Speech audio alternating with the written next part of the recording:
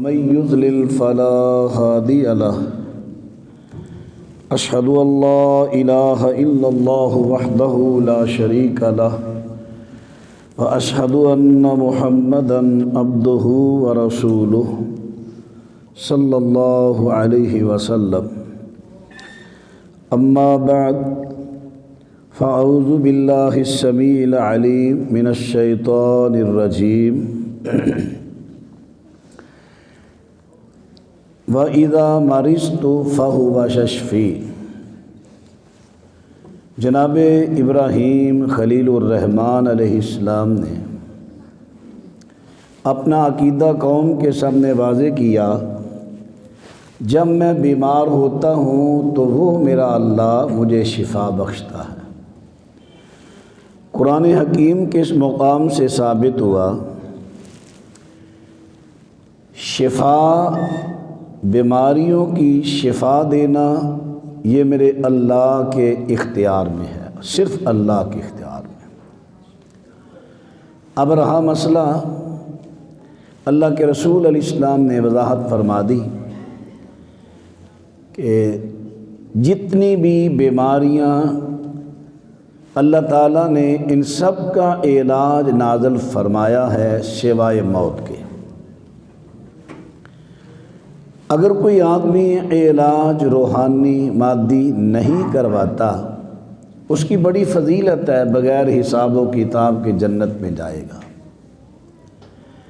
لیکن اگر کوئی اپنا علاج کرواتا ہے روحانی یا مادی ادویات کے ذریعہ، شریعت مطہرہ نے اس کی اجازت بخشی ہے، علاج کروا سکتا ہے۔ اب کچھ چیزیں ایسی ہیں جس کا تعلق ہے اسلامی طب کے ساتھ، یعنی اللہ کے رسول صلی اللہ علیہ وسلم آپ سب سے بڑے طبیب تھے،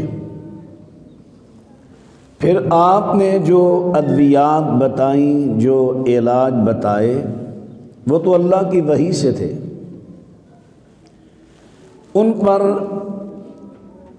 جن لوگوں نے یقین رکھا، ایمان رکھا، اللہ تعالیٰ نے ان ادویات سے ان کے امراض کو دور بھی کیا۔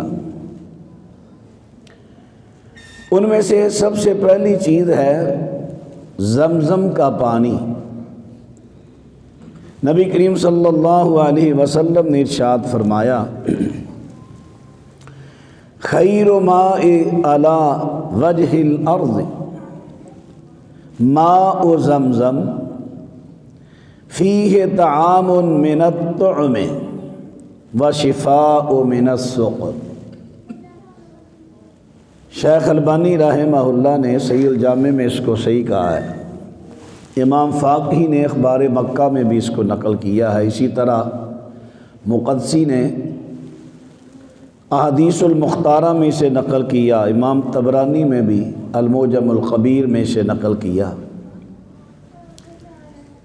حضرت علیہ السلام فرماتے ہیں کہ اللہ کی زمین پر تمام پانیوں سے بہتر پانی زمزم کا پانی ہے۔ یہ بھوکے آدمی کے لیے کھانا ہے اور بیمار کے لیے شفا ہے۔ حضرت ابو ذر غفاری رضی اللہ عنہ، ان کے بھائی مکہ مکرمہ میں کسی کام آئے، انہیں خبر ملی کہ مکہ معظمہ میں ایک شخص نے آخر الزمان نبی ہونے کا دعویٰ کیا ہے۔ تو حضرت ابو ذر غفاری رضی اللہ عنہ یہ حق کے بڑے متلاشی تھے۔ یہ زمانے جاہلیت میں بھی بتوں سے نفرت کرتے تھے، مردار کھانے سے نفرت۔ ان کے بھائی نے ان کو خبر دی، ان کے دل میں اشتیاق پیدا ہوا، میں اس آدمی سے ملوں۔ فرماتے ہیں میں بیت اللہ شریف میں آیا، میں نے ایک آدمی سے پوچھا بھائی وہ جسے آپ لوگ صابی کہتے ہیں، وہ کدھر رہتا ہے؟ اس نے زور زور سے چلانا شروع کر دیا، یہ صابی ہے، یہ صابی ہے، پکڑو اسے، یہ صابی۔ کیوں؟ یہ اس صابی کا ایڈریس پوچھ رہا ہے، اس کا مطلب یہ اس کے ملنے والا ہے۔ کہتے ہیں لوگ جمع ہوئے، جو کسی کے ہاتھ میں آیا انہوں نے مجھے مارا۔ میری حالت ایک سرخ بت کی طرح ہوئی، یعنی میں خون سے لت پت ہوں۔ ایک آدمی نے کہا آپ کو پتہ ہے یہ بنو غفار کا آدمی ہے، اگر اس کو جان سے مار دیا وہ قبیلہ بڑا بھاری ہے، تم سے انتقام لے گا، چھوڑ دو اسے۔ چھوڑ دیا۔ میں زمزم کے کنویں پر گیا، اپنا خون وغیرہ دھویا۔ اب میں کسی سے پوچھتا نہیں ہوں، حرم میں رہتا ہوں۔ 1 مہینہ بھر میں وہاں رہا، زمزم کا پانی پیتا ہوں، بھوک لگے تب بھی پانی، پیاس لگے تب بھی پانی۔ 1 مہینہ کے بعد ایک رات ایسی آئی، چاندنی رات تھی، 2 عورتیں آئیں، انہوں نے اصاف اور نائلہ پر چڑھاوا چڑھایا۔ مجھے بڑا غصہ آیا، رات کا وقت تھا۔ میں نے غصہ سے کہا ان دونوں کا نکاح ہی کر دو، اتنی تم اس سے عقیدت رکھتی ہو۔ انہوں نے شور مچا دیا، دیکھو یہ ہمارے معبودوں کا گستاخ کہاں سے آ گیا۔ صحیح مسلم کی حدیث ہے۔ میں ذرا ڈر گیا، میں جلدی سے بیت اللہ کا میں نے غلاف اٹھایا، اس کے نیچے داخل ہو گیا۔ وہ عورتیں چلاتی نکلی، تھوڑا سا دور میں نے دیکھا 2 آدمی آئے، ان سے یہ باتیں کر رہی ہیں۔ میں چھپ گیا تھا۔ وہ آدمی آئے، انہوں نے مجھے کچھ نہ کہا، انہوں نے بیت اللہ کا طواف کیا، نماز پڑھی۔ مجھے محسوس ہوا لگتا ہے یہی اللہ کے نبی ہیں صلی اللہ علیہ وسلم۔ ان کا حسن و جمال بھی جیسے بھائی نے بیان کیا وہ بھی میں نے دیکھا۔ پھر میں نے کہا کہ عورتوں نے ان سے شکایت کی تھی، اگر یہ بت پرست ہوتے تو مجھے پکڑتے، لگتا ہے کہ یہ وہ نہیں۔ میں نے سلام پیش کیا، عرض کیا آپ اللہ کے رسول، آپ کون ہیں؟ میں نے عرض کیا ابو ذر۔ کس قبیلہ سے؟ بنو غفار سے۔ حضرت نے اپنا ہاتھ اپنی پیشانی پر رکھا، جیسے کوئی آدمی سوچنے لگتا ہے۔ میں نے چاہا کہ شاید آپ کو میرے قبیلے کی نسبت پسند نہیں آئی یا اور کچھ معاملہ۔ میں نے آپ کے ہاتھ کو پکڑ کے اپنا پیشانی سے ہٹانا چاہا۔ حضرت ابو بکر رضی اللہ عنہ ساتھ تھے، مجھے کہنے کہ ہاتھ پیچھے کر لو، یہ اللہ کے نبی ہے۔ تھوڑی دیر بعد آپ فرمانے لگے ابو ذر کب کے یہاں آئے ہو؟ حضور 1 مہینہ ہو چکا ہے۔ کہاں سے کھاتے پیتے رہے ہو؟ حضور صرف زمزم کا پانی پیتا ہو، بھوک لگے تو تب بھی زمزم، پیاس لگے تب بھی زمزم۔ اور دیکھیں میں پہلے سے موٹا تازہ ہو گیا ہوں، صحت مند ہوں۔ اس وقت اللہ کے رسول علیہ السلام نے ارشاد فرمایا انہا مبارکۃ، یہ زمزم کا پانی جو ہے نا یہ بڑی برکت والا پانی ہے۔ انہا طعام، یہ مبارک کھانا ہے۔ یہ تو صحیح مسلم کے الفاظ ہیں، اور یہ جو ابھی میں نے عرض کی ہے 4 کتب کا حوالہ پیش کیا ہے، شیخ البانی نے اس پہ صحیح کی مہر لگائی ہے۔ اللہ کے رسول صلی اللہ علیہ وسلم نے ارشاد فرمایا یہ بھوکے کے لیے کھانا ہے، اور یہ زمزم کا پانی بیمار کے لیے شفا ہے۔ کیسے شفا؟ امام ابن قیم رحمہ اللہ بڑی عظیم شخصیت ہے، انہوں نے ایک کتاب لکھی ہے طب نبوی، اس میں انہوں نے اپنا خود واقعہ نقل کیا، کہنے لگے میں بیت اللہ میں تھا، حرم میں،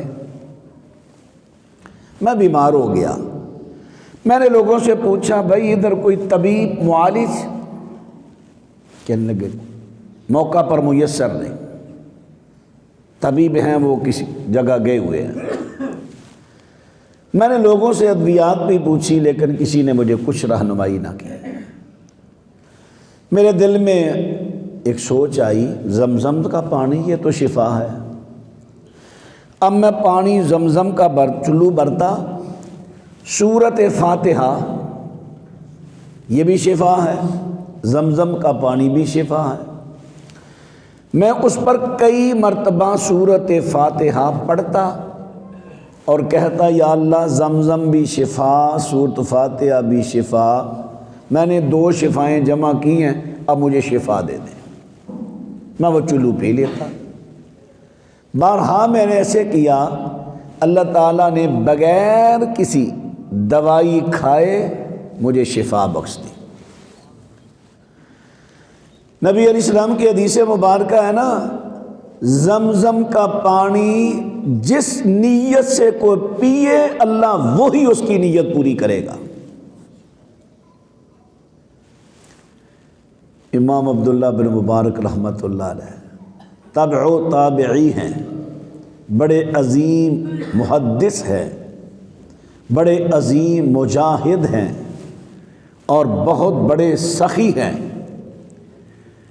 لیکن یہ سب سے زیادہ مال علماء اور طلباء پر خرچ کیا کرتے تھے، اور بھی لوگوں کو دیتے تھے، مالدار تھے بڑے، ننیال سے بہت بڑا مال ہی نہیں ملا تھا۔ کسی نے پوچھا امام صاحب آپ علماء طلباء پر خرچ کرتے ہیں اور لوگوں پر کم کرتے ہیں؟ کہنے لگے ہاں، ہر تاجر کی خواہش ہوتی ہے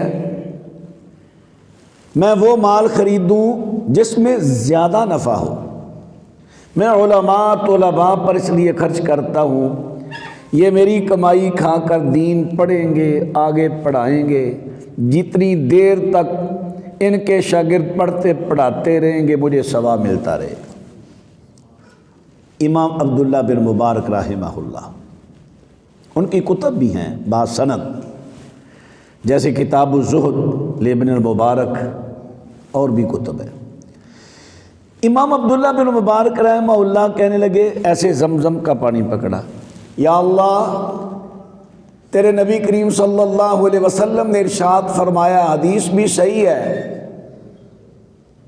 کہ زمزم کا پانی جس ارادہ نیت سے پیا جائے تو اس کو پوری کرتا ہے، یا اللہ میں اس نیت سے پانی پی رہا ہوں، یہ پانی مجھے کل قیامت کو کام دے، کل قیامت کو مجھے پیاس کی سختی نہ لگے۔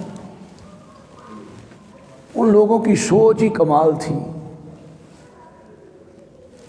کہ دنیا نہیں مانگی، قیامت مانگ لی۔ اور مسند احمد کی حدیث ہے، اللہ کے رسول علیہ السلام فرماتے ہیں بخار جو ہے یہ جہنم کی حرارت ہے، فرمایا اسے زمزم کے ساتھ ٹھنڈا کرو، فَأَبْرِدُوهَا بِزَمْزَم، اسے زمزم کے ساتھ ٹھنڈا کرو، زمزم پیو اور زمزم سے نہاؤ۔ اللہ کے رسول علیہ السلام سے یہ بھی ثابت ہے، آپ جب زمزم پیتے نا تو آپ کے موقع پر تو آپ اپنے چہرے پر زمزم چھڑک بھی لیتے۔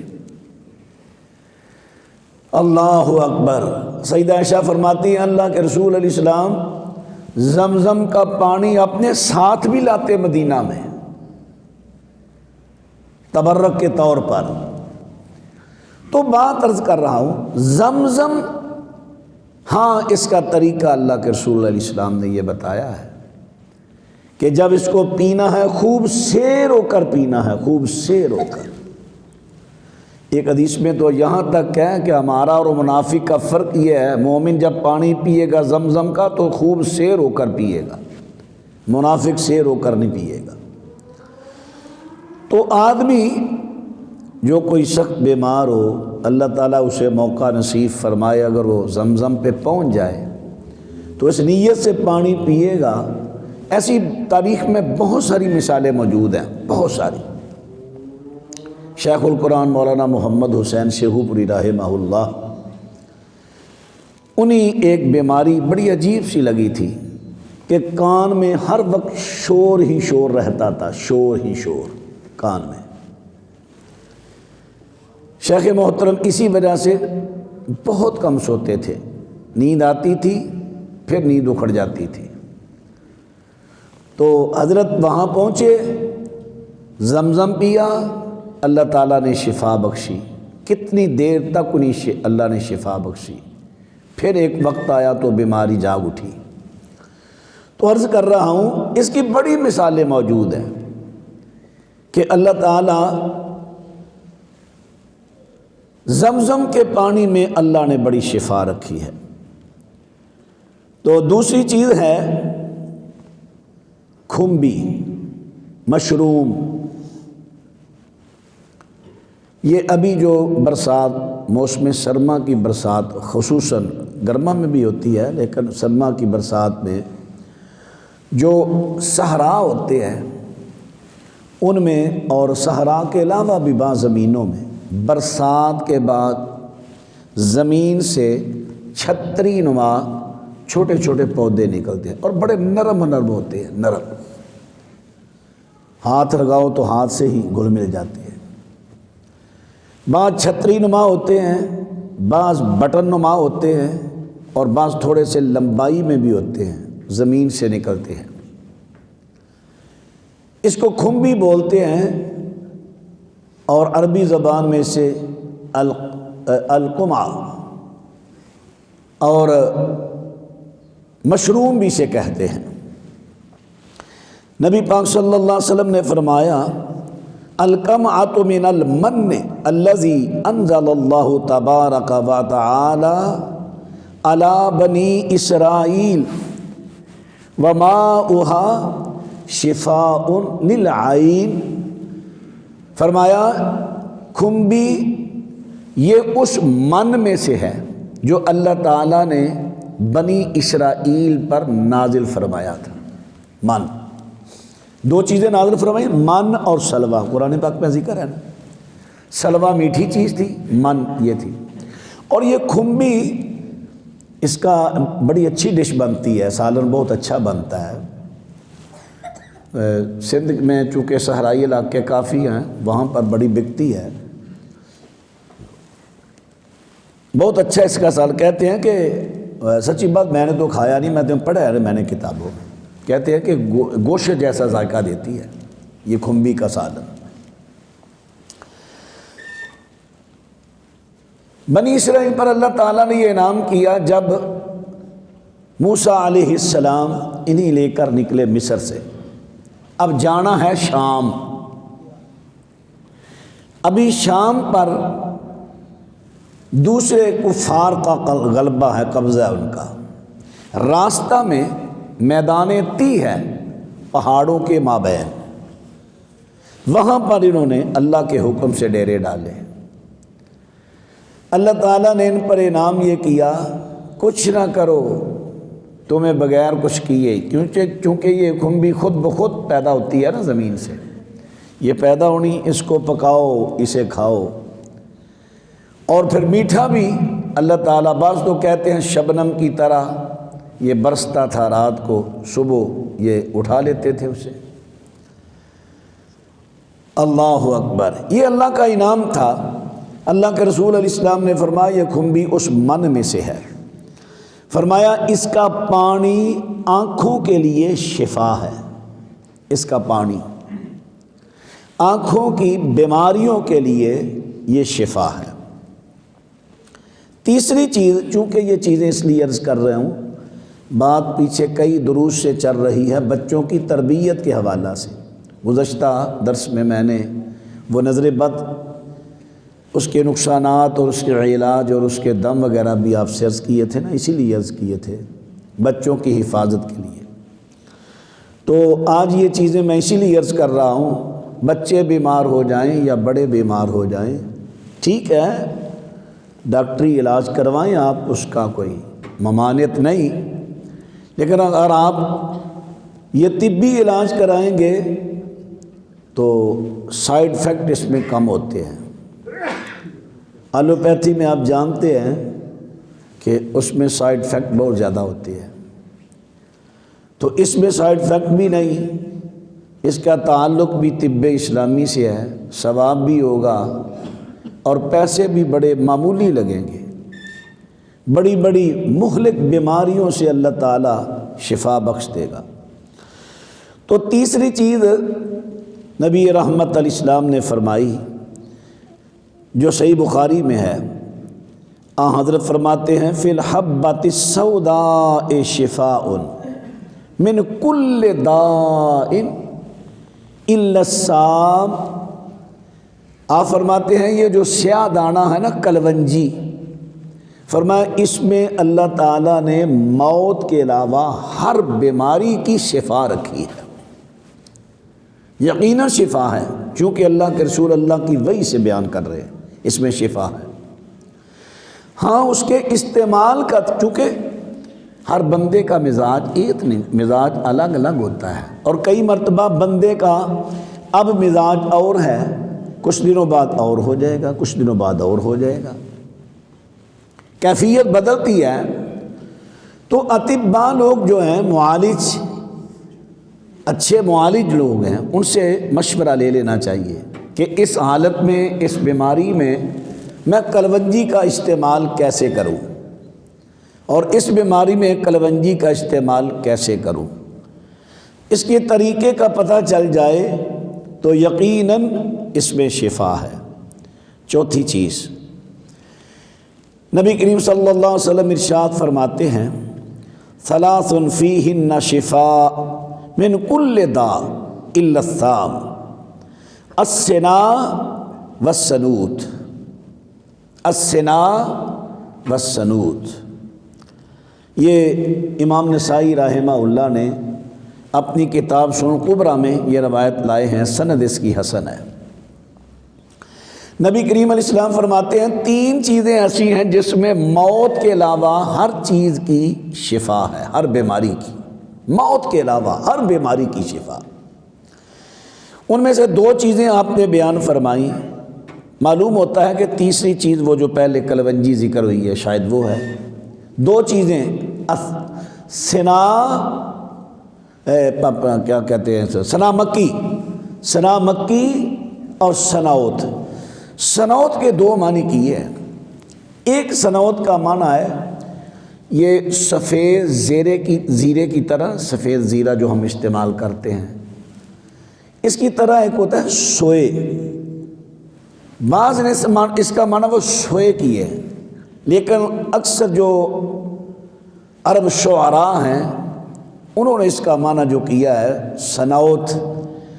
مشکوں میں لوگ دیسی گھی بھی رکھتے تھے اس وقت، اور مشکوں میں لوگ شہد بھی لاتے تھے اتار کر۔ گھی والی مشک میں جو شہد ڈالا جائے وہ گھی اور شہد مکس ہو گیا، اس کو کہتے ہیں سناوت۔ اس میں بھی موت کے علاوہ ہر بیماری کی اللہ نے شفا رکھی ہے۔ سنا مکی پتے ہوتے ہیں، بوٹی ہے، پتے ہوتے ہیں، کوئی زیادہ مہنگے نہیں، سستی یہ دوائی ہے۔ کورونا کے دنوں میں تو بڑی 2000 سے اوپر چلی گئی تھی، لیکن ابھی پھر ریٹ واپس آ گیا ہے۔ اس کا کعوہ بنا کر یہ قبض کشا ہوتی ہے، قبض کشا، کیونکہ قبض ام الامراض ہے، بیماریوں کی ماں ہے۔ جب قبض دور ہوگی تو بہت ساری بیماریوں سے اللہ تعالیٰ نجات بخشے گا۔ ایک اللہ کے رسول صلی اللہ علیہ وسلم نے یہ بھی بات بتائی، مکھی، یہ جو عام مکھی اڑتی ہے، اس کے بارے میں نبی کریم علیہ السلام فرماتے ہیں اذا وقع الذباب فی شراب احدکم فلیغمسہ ثم لینزعہ فإن فی احدی جناحیہ داء والاخری شفاء۔ حضرت فرماتے ہیں جب یہ مکھی تم میں سے کسی کے کھانے میں، پینے میں یہ گر جائے، فرمایا اسے ڈوبا دو، پھر اسے نکال دو، کیونکہ اس کے ایک پر میں بیماری ہے اور دوسرے میں شفا ہے۔ جب یہ گرتی ہے تو بیماری والا پر نیچے رکھتی ہے اور شفا والا اوپر رکھا۔ اب شفا والا تم ڈبو دو اس میں، وہ چیز جو کھانی ہے کھا لو۔ شیخ عطیہ رحمہ اللہ مدینہ یونیورسٹی کے استاد تھے، بڑے متبحر عالم تھے اور جسٹس بھی تھے۔ کہتے ہیں انگریز ڈاکٹر ایک مسلمان ہوا، وہ سرکاری طور پر حج کرنے کے لیے آیا۔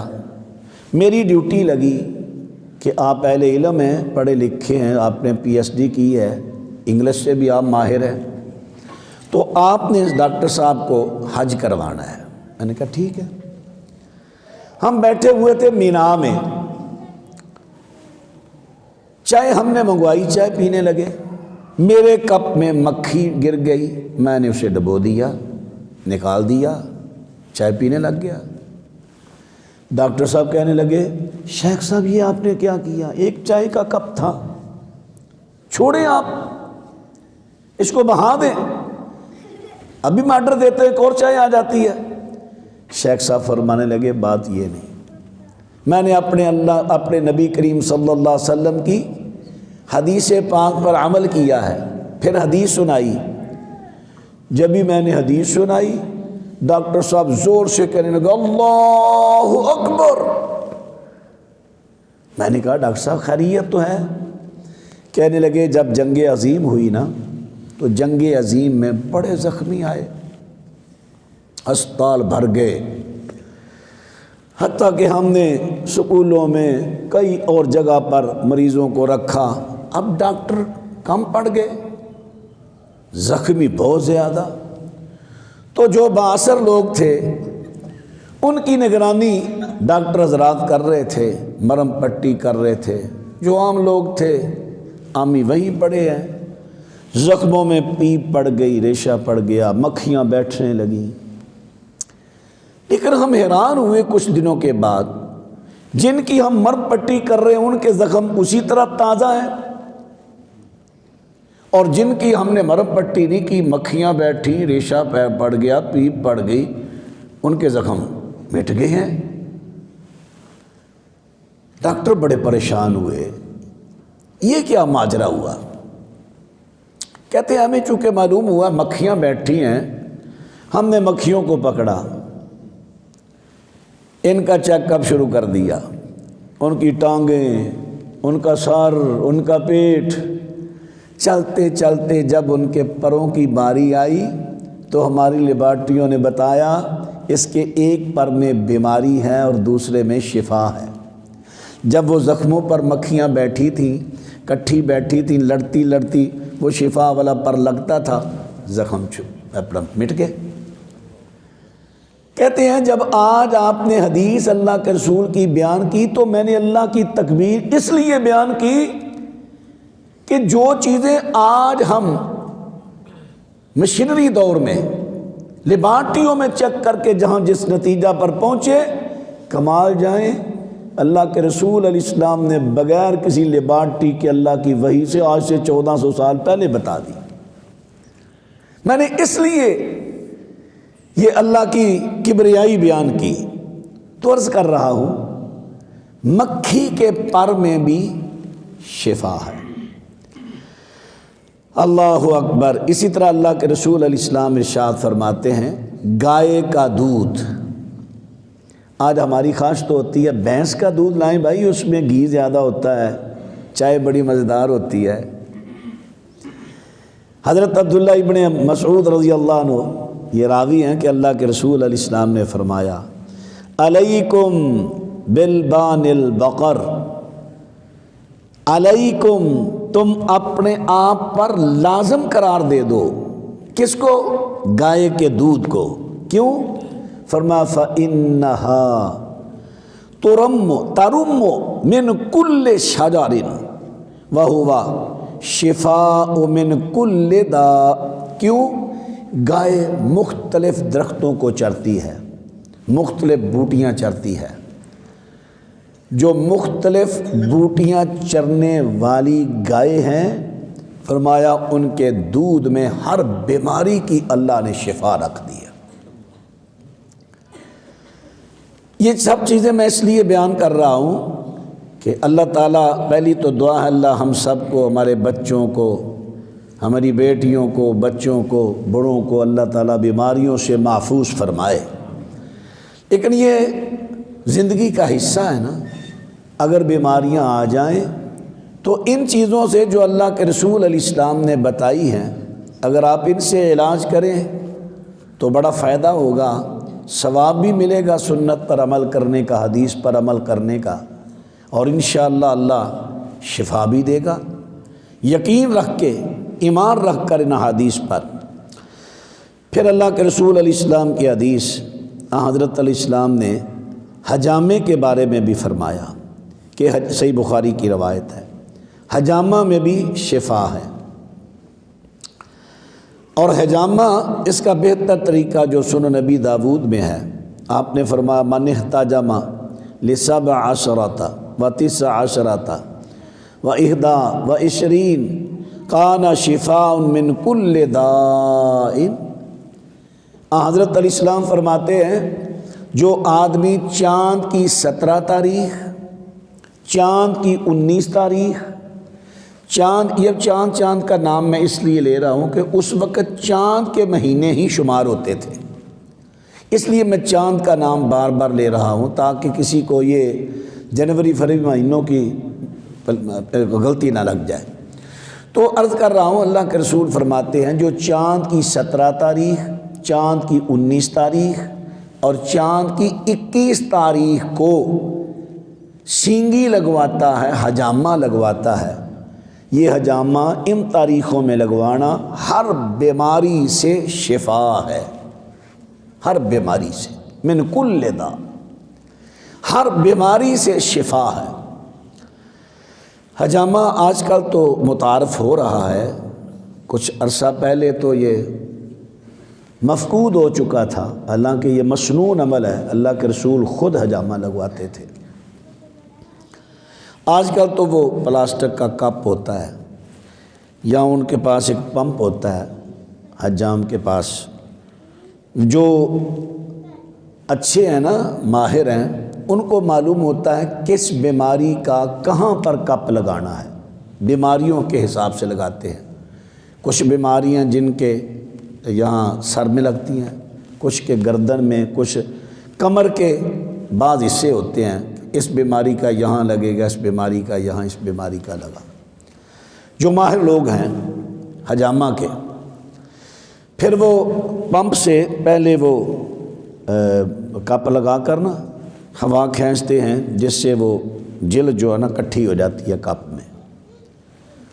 اب کٹھی ہونے کے بعد اسے وہ پچنے لگاتے ہیں بلیڈ وغیرہ سے، پھر دوبارہ کپ لگاتے ہیں، وہ آہستہ آہستہ خون جو نکلتا ہے نا، یہ آج کل جدید طریقہ ہے۔ تو اللہ کے رسول صلی اللہ علیہ وسلم نے ارشاد فرمایا حجامہ میں پچنے لگانے میں شفا ہے۔ حضرت کے زمانہ میں تو یہ علاج بہت معروف تھا، ابھی بھی عرب میں کافی یہ علاج معروف ہے، اللہ کا شکر ہے کہ یہاں بھی اب معروف ہو رہا ہے، اللہ کرے بہت زیادہ معروف ہو جائے، چونکہ اس کا تعلق اسلامی طب سے ہے۔ انگریز کی بڑی سخت مخالفت ہے عرب کلچر سے، عرب کلچر سے انگریز جیلس ہے بہت بڑا۔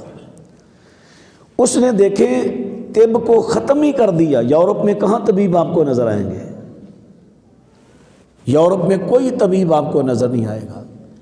ہمارے ملک میں بھی فقدان ہے، کچھ ہمارے اطباء کی وجہ سے، یہ اطباء لوگ بھی جو مختلف چیزوں کو ملا کے ان کے پاس کوئی نسخہ آ جائے نا کامیاب، یہ مر جائیں گے، کسی کو بتائیں گے نہیں۔ لیکن انگریز نے اس کے برعکس، اس کے پاس کوئی ایک نسخہ آ گیا ایلوپیتھی کا، اس پر اس نے کتابیں لکھ دی، اس کو سستا کر دیا، بہت سستا کر دیا، تاکہ عام ڈسپینسر بھی وہ کتاب سے نسخہ پڑھے آگے کسی کو دے دے۔ انہوں نے اس کو پھیلایا۔ ہمارے بعض اطباء، میں سب کی بات نہیں کرتا، بعض تو بڑے فراخ دل ہیں، اللہ کرے ایسے اطباء پیدا ہوں۔ کچھ ان اطباء کی کمزوریوں سے اور کچھ انگریز کی، کچھ نہیں بلکہ بہت بڑی انگریز کی سازش سے یہ طب اسلامی کا فقدان پیدا ہوا مسلمانوں میں بھی، خصوصاً عرب سے ہٹ کر جو عجم ممالک ہیں ان میں۔ ہمیں اس پر زور دینا چاہیے، توجہ بھی دینی چاہیے، بجائے انگریزی علاج کروانے کے ہم طبی علاج کروائیں، اس کی طرف توجہ دیں زیادہ۔ اللہ اکبر۔ تو ایک اور بھی بڑی پریشان کن بات ہے، جو اطباء یہ نسخہ کسی کو کیوں نہیں دیتے؟ انہوں نے تجربات سے ایک نسخہ حاصل کر لیا، اب وہ وہاں پر منہ مانگا پیسہ لیتے ہیں۔ کئی لوگ اس سے بھی پریشان ہو جاتے ہیں، دیکھیں یار ایلوپیتھی کتنا سستا علاج ہے، یہ اس علاج کا اتنا پیسہ مانگ رہے ہیں۔ اطباء حضرات کو بھی اللہ تعالیٰ سمجھ نصیب فرمائے، وہ بھی ذرا ٹھیک ہے کمائی کریں، حق بنتا ان کا، لیکن اس حساب سے۔ ایک چیز اور اللہ کے رسول صلی اللہ علیہ وسلم نے بیان فرمائی، قیس رضی اللہ عنہ، یہ ابتدائی مسلم خواتین میں سے ہیں، جو شروع میں حضرت عمر کی بہن، اسی طرح حضرت سیدہ خدیجہ، حضرت کی بیٹیاں شریک، یہ جو ابتدائی مسلمان ہوئی تھی نا، ان میں سے قیس رضی اللہ عنہ بھی ہے۔ بڑی ان کی صحابہ کرام قدر کیا کرتے تھے۔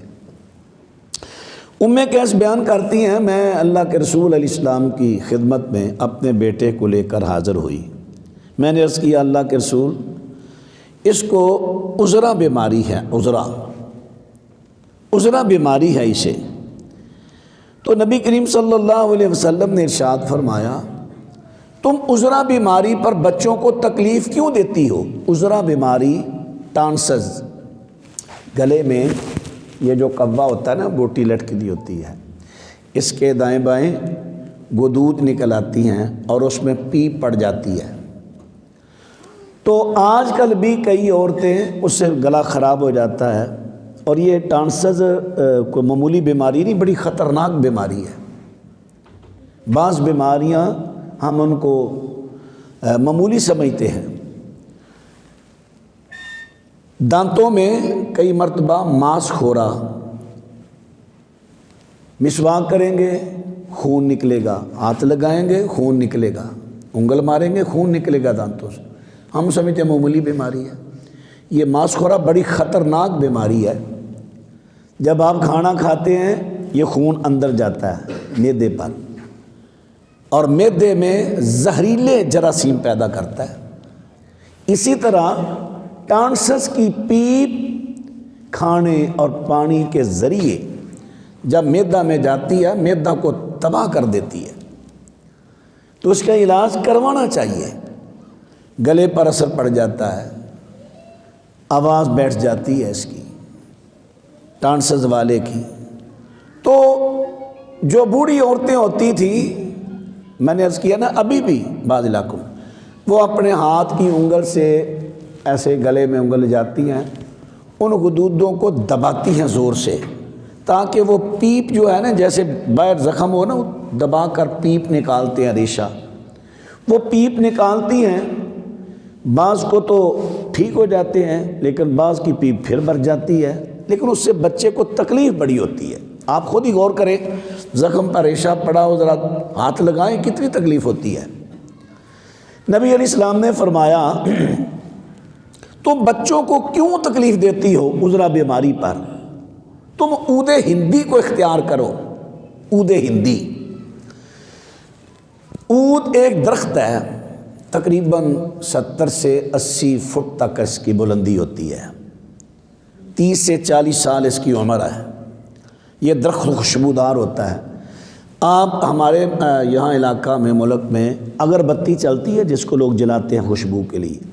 یہ اگربتی اس درخت کی لکڑی کو پیس کر، اس کا سفوف بنا کر، پاؤڈر بنا کر، پھر کسی کیمیکل کے ذریعے ان تنکوں پر چمٹاتے ہیں، یہ وہ اگربتی ہے، اس کو اگر بھی کہتے ہیں انڈیا میں، اس درخت کو اگر بھی، کشت بھی کہتے ہیں اس کو، قاف نقطوں والا، سین تو کشت، کشت، عود، عربی میں اس کو عود ہی کہتے ہیں، عود اور اگر یہ ایک ہی چیز ہے تقریباً۔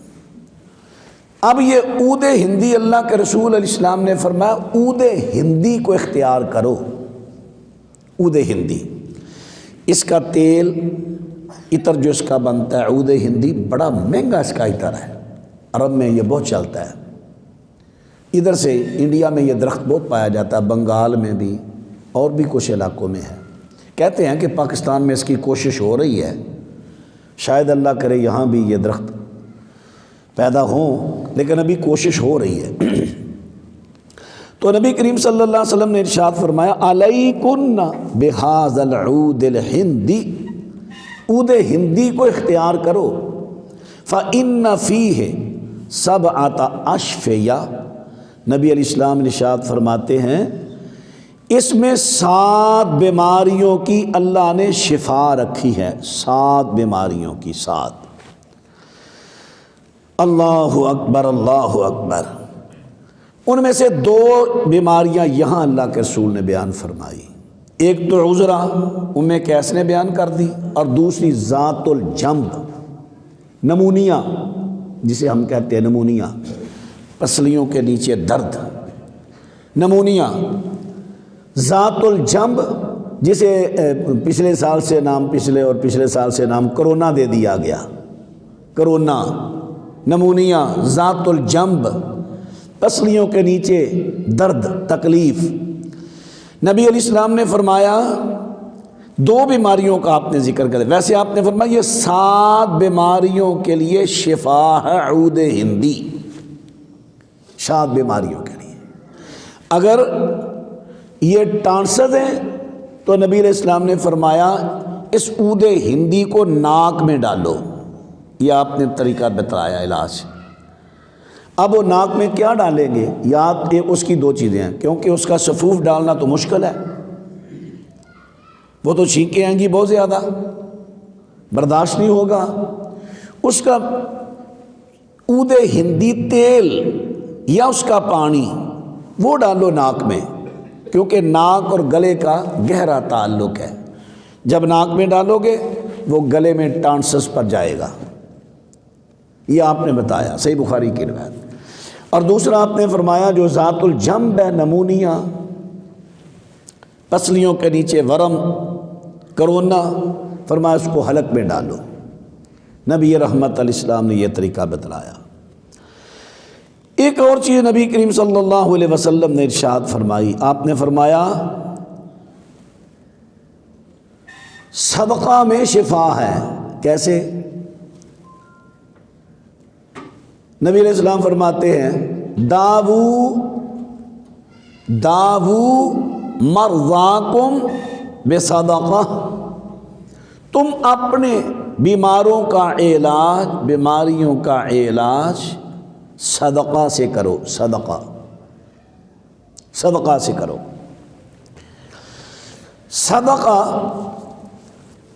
اب اس کو جادوگر اور کئی جاہل عاملوں نے اس کی بڑی مشکلات اس میں پیدا کر دی۔ دیکھیں جی، آپ اپنی جان کا صدقہ دے رہے ہیں، آپ کی جان ہے نا، لہذا صدقہ بھی آپ کو جان ہی دینا چاہیے۔ بکرا خریدیں، بکرے کی بات کیا نا، پہلے یہ کسی جانور کی سری خرید دیں، اس کو قبرستان میں جا کر ڈال دیں، یا کسی ویران راستہ پر چھوڑ دیں۔ انسان کئی بھوکے مر رہے ہیں، یہ صدقہ کتوں کے آگے ڈال رہے ہیں، درندوں کے آگے ڈال رہے ہیں۔ یہ کہاں کا صدقہ، کہاں کی یہ شریعت ہے؟ یہ بہت بڑی جہالت ہے۔ جادوگر عامل لوگ یہ لوگوں کو طریقہ بتلاتے ہیں، یہ صدقہ نہیں۔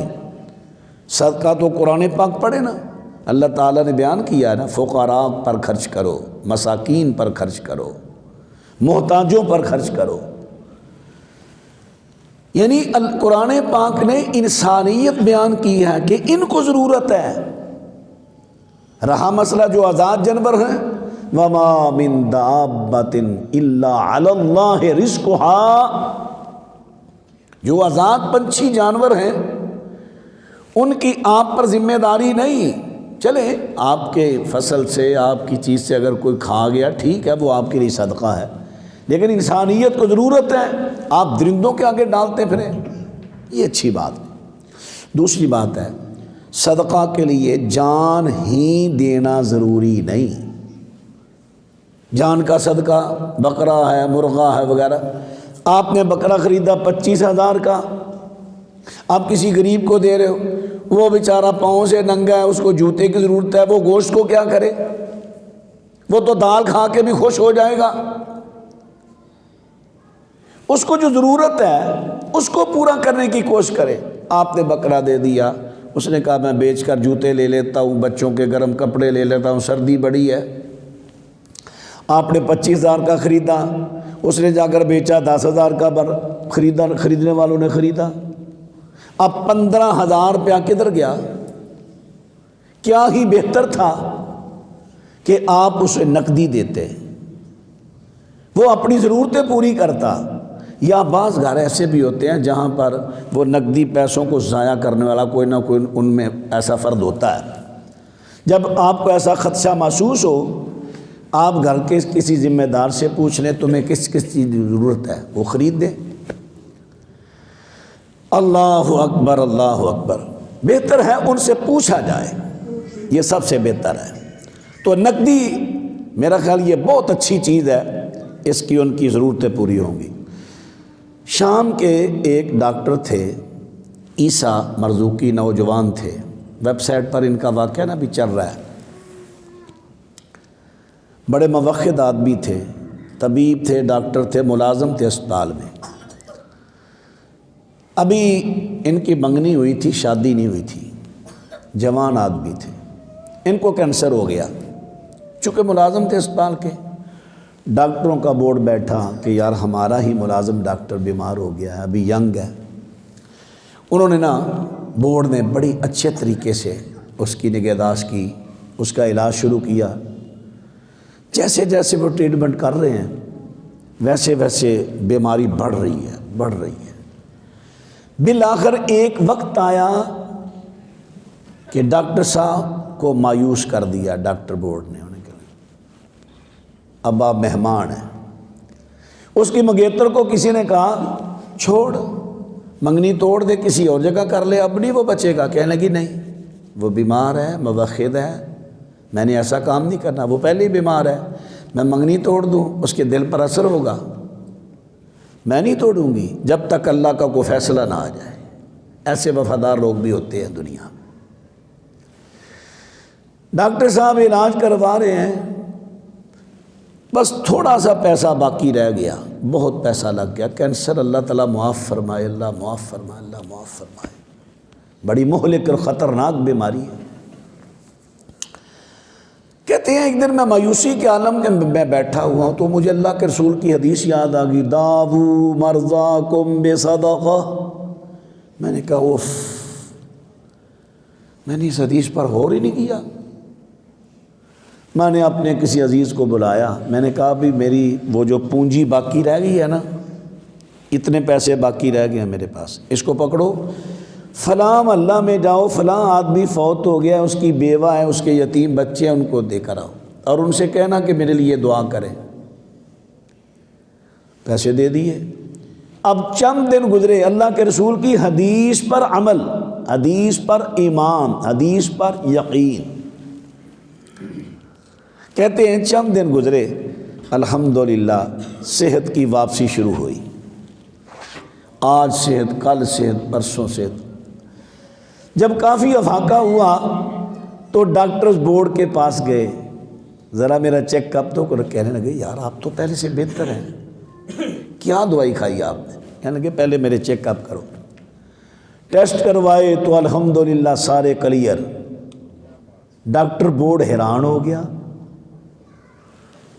بھئی کیا کھایا آپ نے؟ اس نے کہا کچھ نہیں، اللہ کے رسول کی حدیث پر عمل کیا، داؤ مرضاکم بصدقہ۔ صدقہ میں اللہ تعالیٰ نے شفا رکھی ہے۔ اور چلتے چلتے یہ بھی بات عرض کر دوں، میں بھی شامل ہوں، آپ میں بھی، اکثر سب کی بات نہیں کرتا، اکثر کی، ہم اس وقت صدقہ دیتے ہیں جب بیماری سر پر آ پڑے، مصیبت آ جائے، تو کیا یہ بہتر نہیں کہ اس کا پہلے ہی سد باب کیا جائے؟ آپ نے سنا نہیں کہ صدقہ مصیبتوں کو ٹالتا ہے، آنے والی مصیبتوں کو روکتا ہے؟ جب بیماری آ گئی اب ہم صدقہ دے رہے ہیں، صدقے پہ صدقہ، صدقے پہ صدقہ، صدقہ۔ اس بہتر نہیں کہ صحت کے عالم میں، تندرستی کے عالم میں جیسے جیسے اللہ ہمیں توفیق دے ہم صدقہ کرتے جائیں، تاکہ ایسی مہلک بیماریاں اور ایسی آفتوں سے اللہ تعالیٰ محفوظ ہی رکھے۔ صدقہ بڑی بابرکت چیز۔ پھر نبی کریم صلی اللہ علیہ وسلم کی حدیث ہے کہ جنگلی دمبے کی چکی، جنگلی دمبا، مینڈا دمبا، اس کی چکی مل جائے، اس کو پگھلا کر اس کی جو چربی ہے، آپ نے فرمایا اس میں بھی شفا ہے۔ قرآن حکیم نے بیان فرمایا شہد کے بارے میں، شہد کے، النحل، شہد کی مکھی کا نام ہے النحل، یہ عربی میں اس کا معنی ہوتا ہے گفٹ، تحفہ۔ یہ اللہ تعالیٰ نے تحفہ بخشی ہے یہ مکھی ہمیں، تحفہ۔ مکھی کا باقاعدہ ایک جہان ہے اپنا، مکھی کا، مکھی کی اپنی ایک دنیا، نظام ہے اس کا۔ میں نے ایک دفعہ صحیح مسلم میں پڑھ رہا تھا، ایک حدیث آئی دجال کے تذکرہ میں، اللہ کے رسول علیہ السلام نے فرمایا دجال جب چلے گا نا زمین پر تو زمین کے خزانے زمین سے نکل کر اس کے پیچھے پیچھے ایسے چلیں گے جیسے شہد کی مکھیاں ملکہ کے پیچھے چلتی ہیں۔ مجھے وہ پہلا موقع تھا جب مجھے پتہ چلا شہد کی مکھیوں کی بھی ملکہ ہوتی ہے۔ بس وہ ایک حدیث کے لفظ پڑھنے سے نا میرے دل میں اشتیاق پیدا ہوا، اب میں نے اس کی پوری معلومات لینی ہے۔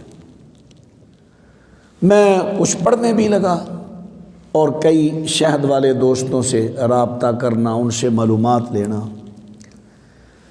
پھر میں ایک دن نا، ایک ہمارے عالم دین ہے، شہد کا ان کا کاروبار ہے، فارم ہے ان کا شہد کا۔ ہم لوگ تو ایک ذہن بنا بیٹھے ہیں نا کہ یہ فارمی شہد ہے یہ نہیں لینا، یہ جنگلی ہے یہ لینا ہے۔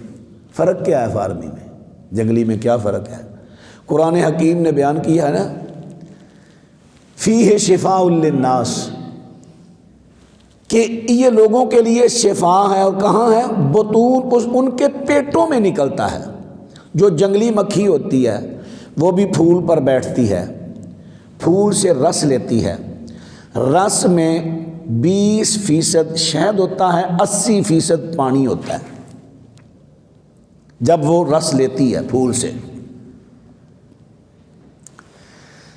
اب جنگلی بھی وہی کام کرتی ہے، فارم کی بھی وہی کام کرتی ہے۔ ہاں فارمی لوگ جو ڈرتے ہیں، کہاں سے ڈرتے ہیں؟ بعض فارموں والے بڑی زیادتی کرتے ہیں۔ وہ جب دیکھتے ہیں کہ باہر سے پھول کم ہیں، یعنی آج کل کا جو موسم ہے، جنوری میں یہ سردی سخت ہوتی ہے نا، مکھی باہر نہیں نکلتی، مر جاتی ہے سردی سے، باہر نہیں نکلتی۔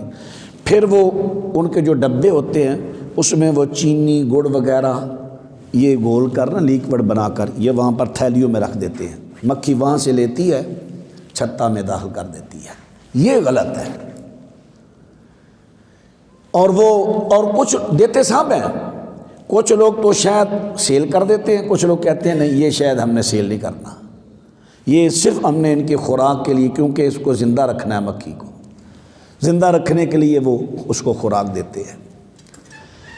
مکھی کے نظام کی بات بڑی عجیب۔ مکھی میں ایک ہوتی ہے ملکہ، یہ عام مکھیوں سے ذرا لمبی ہوتی ہے اور اس کا کلر بھی ڈارک ہوتا ہے، عام مکھیوں سے لمبی ہوتی ہے۔ اور ایک ہوتا ہے نکھٹو، یہ نر ہوتا ہے، نر، اس کو نکھٹو بولتے ہیں۔ اچھا دیکھیں، جب مکھی کا بچہ پیدا ہوتا ہے نا، میں آگے چل کر بچے کی بات کرتا ہوں، بچے سے کئی ملکہ 2 3 4 ایک چھتا سے پیدا ہوتی ہیں ملکہ۔ مکھیاں جب وہ مکھی تھوڑی سی جوان ہوتی ہے نا، تو مکھیاں، اب نظام دیکھیں، اللہ کے رسول نے ارشاد فرمایا ایک امیر ہے پوری مسلم سلطنت کا حاکم امیر، اب جو اس کے مقابلہ میں دوسرا امیر اٹھے کہ نہیں میں بغاوت کرتا ہوں، میں فرمایا اس کو قتل کر دو، شریعت ہے۔ کوئی ایسا کرنے پر چل نہ پڑے، میں حدیث بیان کر رہا ہوں، یہ حکومتوں کا کام ہے۔ اللہ کے رسول علیہ السلام کی حدیث مبارکہ، یعنی ایک نظام ہے کہ پوری سلطنت اسلامیہ کا، یعنی جو ایک ریاست ہے اس کا ایک ہی حاکم ہوگا، ایک ہی امیر ہوگا۔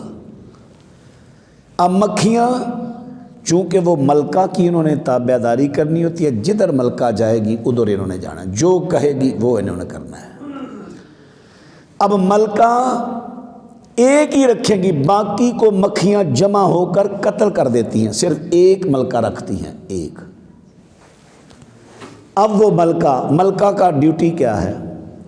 ایک ہوئی ملکہ، ایک ہوا نکھٹو، جس نر، شاید والے سارے اسے نکھٹو بولتے ہیں، کتابوں میں بھی نکھٹو لکھا ہے۔ آگے ہے ورکر مکھی۔ ورکر کی ڈیوٹیاں مختلف ہوتی ہیں۔ یہ نکھٹو، اس کا ڈنگ نہیں ہوتا، یہ جو ڈنگ لگاتی ہے نا اس کا نہیں ہوتا، ملکہ کا بھی نہیں ہوتا، ہاتھ میں پکڑ لو کچھ نہیں ہوگا آپ کو۔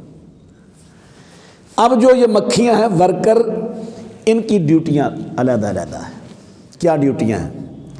نر اور ملکہ نے جفتی کی، جفتی کرنے کے بعد مکھی نے انڈا دیا، ملکہ نے، تقریباً یہ 3000 کے لگ بھگ ایک دن کا انڈا دیتی ہے۔ اب اس انڈا پر کور نہیں، ابھی اس پر کور نہیں چڑھا، دوسری مکھیاں کچھ کی ڈیوٹی لگی، وہ اپنے پروں سے ہوا دیتی ہیں، اس ہوا کے ذریعے انڈوں پر کور چڑھتا ہے، جیسے آپ یہ مرغی وغیرہ کا انڈا دیکھتے ہیں اوپر کور ہے، یہ اس ہوا سے کور چڑھتا ہے، کور۔ اب ڈیوٹیاں میں تقسیم ہو گئیں ورکر مکھیوں میں سے۔ کچھ مکھی ان کی ڈیوٹی ہے سیکورٹی گارڈ کی، وہ دروازے پر رہیں گی، چھتے کے دروازے پر ان کی ڈیوٹی ہے۔ کچھ مکھیاں ہیں سپاہی، وہ پیچھے رہیں گی، ان کا کام ہے لڑنا، مارنا۔ کس کو ماریں گی؟ اگر کوئی مکھی باہر سے آئی ہے، وہ پانی سے بھیگی ہوئی ہے، سیکورٹی گارڈ مکھیوں نے اس کو چھتے میں داخل نہیں ہونے دینا، چل واپس، جب تو پوری خشک ہو جائے گی پھر آنا، ڈیوٹی ہے ان کی۔ بھیگی مکھی آئے گی تو شاید خراب ہو جائے گا، اللہ تعالیٰ نے ایسا گفٹ دیا ہے یہ مکھی ہمیں، اللہ اکبر۔ اب واپس چلی گئی۔ پھر اگر کوئی دوسرے چھتے کی مکھی اس چھتا میں آئے گی، سیکورٹی گارڈ نے روکنا ہے، اگر وہ جبرن اندر آ گئی، کئی بدماش بھی ہوتے ہیں نا، جبرن اندر آ گئی تو یہ سپاہی مکھیوں نے اسے پکڑ کے قتل کر دینا ہے، اور باہر وہاں نہیں رکھنا چھتے میں، اسے باہر پھینک دینا ہے۔ بعض دفعہ کیڑے بھی کئی داخل ہوتے ہیں جو خصوصاً مکھیوں کے پروں کو کھاتے ہیں اور ان کی ٹانگوں کو کھاتے ہیں، ان کیڑوں کو بھی یہ چیزیں روکتی ہیں یہ مکھیاں۔ اب انڈوں کی بات ہو رہی ہے، انڈے 21 دن میں انڈوں سے بچہ پیدا ہوتا۔ کیسے؟ وہ مکھیاں اس کو ہوا دیتی ہیں اور ہوا گرم ہو جاتی ہے، اور درجہ حرارت اس کا کنٹرول رہتا، زیادہ سے زیادہ 31 ڈگری اس کا نا چھتے کا درجہ حرارت ہوتا ہے، خواہ باہر 49-50 تک بھی چلا جائے نا درجہ حرارت، لیکن مکھیوں کی ہوا سے وہ کنٹرول رہتا ہے۔ سردی میں منفی بھی ہو جائے تو ان کی گرم ہوا سے وہ درجہ حرارت کنٹرول رہتا ہے۔ اللہ اکبر۔ 2-3 چیزیں مزے کی بات بیان کر کے، اچھا ٹائم تو میں نے دیکھا ہی نہیں۔ چلے جی، بات ہو رہی تھی، قرآن پاک نے ارشاد فرمایا ہے کہ شفا ہے، فیہ شفاء للناس، شہد میں شفا ہے۔ شہد کوئی فارم کا تیار کیا ہو یا شہد جنگل کی مکھیوں، یہ بھی جنگلی ہوتی ہیں، وہ بھی جنگلی ہوتی ہیں، ہاں شرط یہ ہے خالص ہو، اس میں ملاوٹ نہ ہو۔ تو اللہ تعالیٰ نے قرآن پاک میں بیان کر دیا اس میں شفا ہے، ہمیں اس کو اس کے استعمال کے نبی علیہ السلام اکثر اس کو پانی میں حل کر کے نوش فرماتے تھے، یہ زیادہ فائدہ مند ہے۔ اور باقی طریقہ کار بیماریوں کے حساب سے اطباء لوگ انشاءاللہ طریقہ بتاتے ہیں۔ اللہ تعالیٰ ہم سب کو ان چیزوں کو سمجھنے کی اور طب اسلامی کی طرف رجوع کرنے کی توفیق بخشے۔ وما علینا الا البلاغ المبین۔